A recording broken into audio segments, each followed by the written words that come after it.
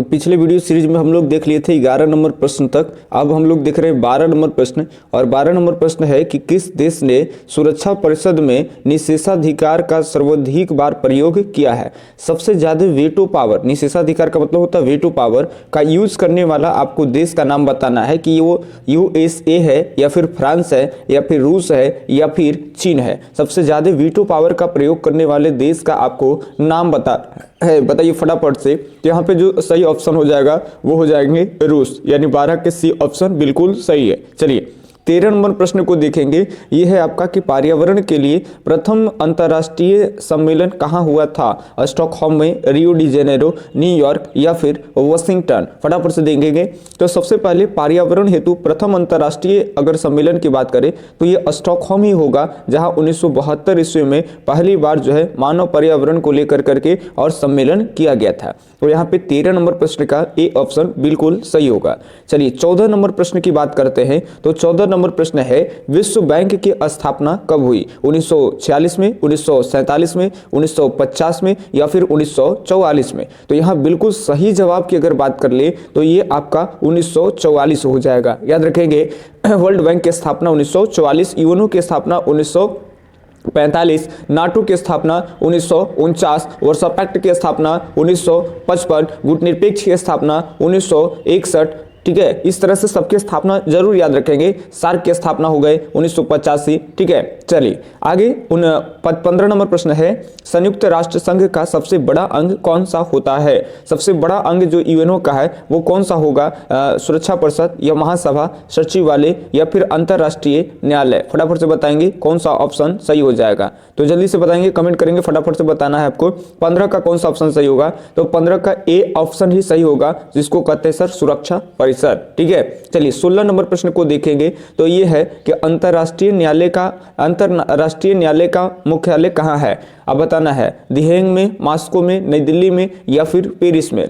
अंतरराष्ट्रीय न्यायालय का जो मुख्यालय है वो कहाँ है। तो बिल्कुल सही जो जवाब हो जाएगा वो हो जाएगा दी हेग ने। याद रखेंगे दी हेग ने। तो यानी 16 नंबर प्रश्न का ए ऑप्शन सही है। चलिए ये आपका 17 नंबर प्रश्न इंपॉर्टेंट है। 1992 में प्रथम पर्यावरण पर पृथ्वी सम्मेलन कहाँ हुआ था। याद रखना है 1992 में पर्यावरण पर प्रथम पृथ्वी सम्मेलन 10वां में भी पढ़ना होता है, रियो डी जेनेरो में या पेरिस में या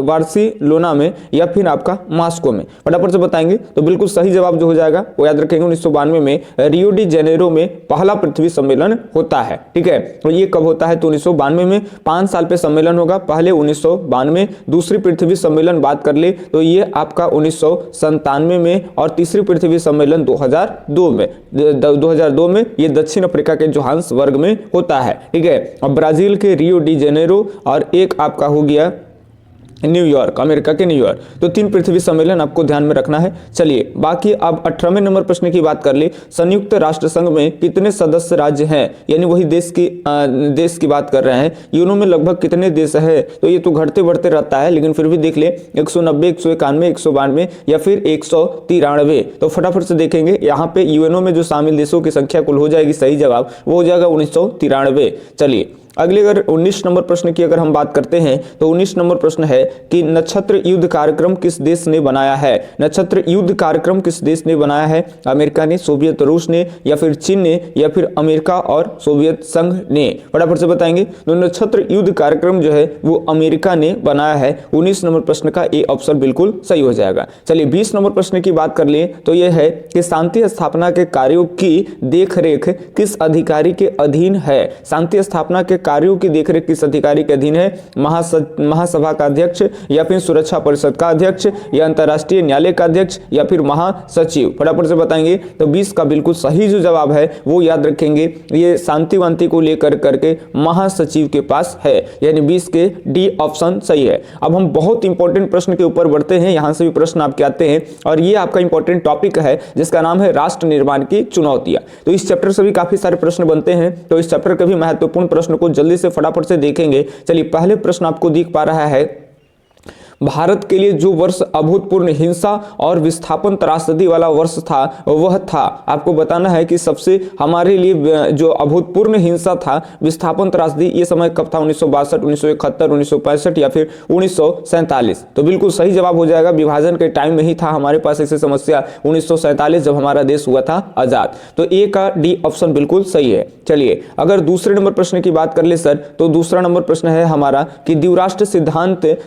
सिद्धांत की बात किस राजनीतिक दल ने सर्वप्रथम सबसे पहले की है? मुस्लिम लीग ने, हिंदू महासभा ने, कांग्रेस ने या भारतीय कम्युनिस्ट पार्टी ने? जल्दी से बताना है। तो बिल्कुल सही जो जवाब हो जाएगा वो आपका दूसरा का यहाँ पे ए ऑप्शन सही हो जाएगा, मुस्लिम लीग वालों ने। याद रहेगा आपको, मुस्लिम लीग वालों ने। तो दूसरा के ए ऑप्शन बिल्कुल सही है। चलिए तीसरे नंबर अगर प्रश्न की बात करते हैं तो कहते हैं सर कि विभाजन के समय भारत के कुल राजवाड़ों की संख्या कितनी थी? 565 थी, 465 थी, 665 थी या 365 थी? तो बिल्कुल यहाँ पर एकदम सही जवाब की बात कर ले तो हमारे समय, जिस समय भारत की आजादी हुई थी उस समय याद रखना है 565 जो थे वो देसी राजवाड़े थे, यानी जहां पे हमारे यहाँ का छोटे मोटे राजा लोगों का हुकूमत हुआ करता था। चलिए 4 नंबर प्रश्न की बात कर ले तो भारत में चुनाव आयोग का गठन हुआ, ये बताना है जनवरी 1950, फरवरी 1950, जून 1950 या फिर अगस्त 1950। तो 4 नंबर प्रश्न की अगर सही बात कर ले अगर हम, तो ये हो जाएगा आपका जनवरी 1950 में भारत में पहली बार चुनाव आयोग यानी इलेक्शन कमीशन की स्थापना की जा रही है, यानी 4 का ये ऑप्शन सही है। 5 नंबर प्रश्न को देखेंगे तो कहते हैं कि भारत विभाजन का श्रेय किस गवर्नर जनरल को जाता है? लॉर्ड वेवेल को, लॉर्ड माउंटबेटन को, लॉर्ड कर्जन को या फिर लॉर्ड लिनलिथगो को? फटाफट से जवाब देंगे कौन सा ऑप्शन सही हो जाएगा। तो भारत विभाजन का जो क्रेडिट है ये लॉर्ड माउंटबेटन को जाता है। याद रखेंगे माउंटबेटन ही एक योजना लेकर के आते हैं, वेवेल योजना, और इसके थ्रू जो है दोनों को मनवाने में एकदम सक्षम हो जाते हैं और फाइनली विभाजन हो जाता है। 6 नंबर प्रश्न की अगर बात कर ले तो यह भारतीय स्वतंत्रता के साथ राष्ट्र निर्माण में सबसे बड़ी समस्या थी। सबसे बड़ी समस्या आजादी के टाइम में कौन सी थी? शिक्षा का प्रसार या फिर आर्थिक विकास, ये शहरीकरण, ये देसी राजवाड़ों को भारतीय संघ में विलय कराना? तो बिल्कुल जो सही जवाब की अगर बात कर ले तो यही हो जाएगा कि जितने भी उस समय में 565 राजवाड़े थे उन सभी को भारतीय रियासत में शामिल करना, यानी भारतीय एक संघ में उनका एक मिला लेना, जिसको कहते हैं विलय कराना, ये बहुत बड़ी चुनौती थे। तो बिल्कुल सही जवाब यहाँ पे 6 का डी ऑप्शन सही हो जाएगा। अब बढ़ते हम लोग 7 नंबर प्रश्न की, तो कहते हैं कि आजाद हिंदुस्तान, यहाँ गौर से देखेंगे, आजाद हिंदुस्तान आजाद हुआ था, ये बताना है। ऑप्शन 1 है आपका सन 1947 की 14-15 अगस्त की मध्यरात्रि को, दूसरा है सन 1945 की 14 अगस्त को, तीसरा है सन 1946 के 15 अगस्त की मध्यरात्रि को, और चौथा है उपयुक्त में से कोई नहीं। तो बिल्कुल सही जवाब अगर हम इसकी बात कर ले तो सही जवाब जो हो जाएगा वो हो जाएगा आपका ए ऑप्शन सही होगा। 1947 में 14 और 15 अगस्त की मध्य रात्रि को, हमसे एक दिन पहले पाकिस्तान आजाद हुआ है, लगभग मध्य रात्रि को हुआ। तो 15 अगस्त से हम लोग जैसे कि अपना स्वतंत्रता दिवस मना रहे हैं, और 14 अगस्त की बात कर ली तो पाकिस्तान अपना स्वतंत्रता दिवस मनाता है। नोआवली अब किस देश में है वह स्थान का नाम बताना है। नोआवली अब किस देश में है वह स्थान का नाम बताना है। पाकिस्तान में, बांग्लादेश में, भारत में या फिर म्यांमार में? एनसीईआरटी पढ़ाने के दौरान बताए थे कि नोआवली क्या होता है। चलिए अब हम लोग खाली क्वेश्चन पे रखेंगे तो यहाँ बिल्कुल सही जो जवाब है वो हो जाएगा आपका सर वो बांग्लादेश हो जाएंगे, यानी 8 नंबर प्रश्न के आपका बी ऑप्शन बिल्कुल राइट है, बांग्लादेश एकदम सही उत्तर।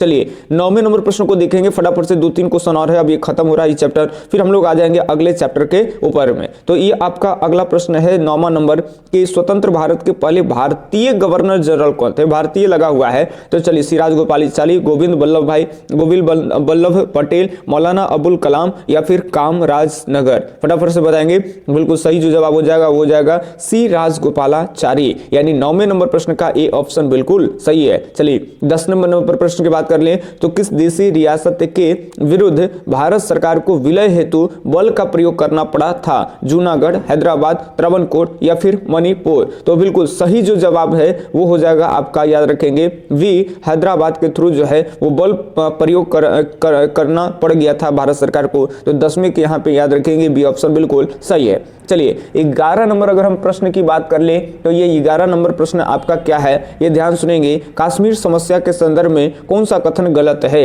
ये पहला आपका एक सेंटेंस है, कथन है कश्मीर द्वारा भारत के साथ विलय पत्र पर हस्ताक्षर किया गया। दूसरी है गलत को चुनना है, ये तो सही ही है। दूसरा है अन्य भारतीय क्षेत्रों की तरह कश्मीर के लोग चुनाव में भाग लेते हैं। दूसरी बात है कश्मीर का एक भाग पाकिस्तान के नियंत्रण में है, ये भी सही है। और तीसरा है भारत सरकार कश्मीर के मानवाधिकार का हनन किया जाता है। सरकार द्वारा कश्मीर में मानवाधिकार का हनन किया जाता है। बताइए ये सही है या फिर गलत है? यही वाला गलत है और यही आपको चूज करना है गलत वाला, तो बिल्कुल डी ऑप्शन सही हो जाएगा। चलिए 12 नंबर प्रश्न है। 12 नंबर प्रश्न है जी कि 1956 में भारतीय राज्यों के पुनर्गठन का आधार क्या बनाया गया था? भाषा, भौगोलिक क्षेत्र, जाति व धर्म या फिर देशी रियासत की पृष्ठभूमि? तो यहाँ बिल्कुल सही जवाब अगर बात कर ले तो यहाँ पे 12 का ए ऑप्शन ही सही हो जाएगा, ये भाषा था। ठीक है, तो अब ये आपका लगभग राष्ट्र निर्माण की चुनौती से जितने भी प्रश्न बनने वाले थे वो हम आपको कवर करा दिए। अब हम लोग पढ़ेंगे आगे एक दल के प्रभुत्व के दौर, तो इसको हम लोग अगले वीडियो सीरीज में जाएंगे। सभी वीडियो सीरीज छोटे छोटे पार्ट में बना करके चैनल में डाले गए हैं, तो इसी आर्ट्स क्लास के चैनल के प्लेलिस्ट में जाएंगे, आपको क्रम से ही पहले ही वीडियो मिल जाएगा। क्योंकि अभी जो है वीडियो लेक्चर्स एनसीईआरटी के नहीं डाले जा रहे हैं, यही सब का मेला है, तो यही चल रहा है। आप चैनल पे जाकर के छोटे छोटे पार्ट्स को देख लेंगे और अपनी तैयारी बेस्ट कर लेंगे। मिलते हैं अगले वीडियो में, तब तक के लिए धन्यवाद।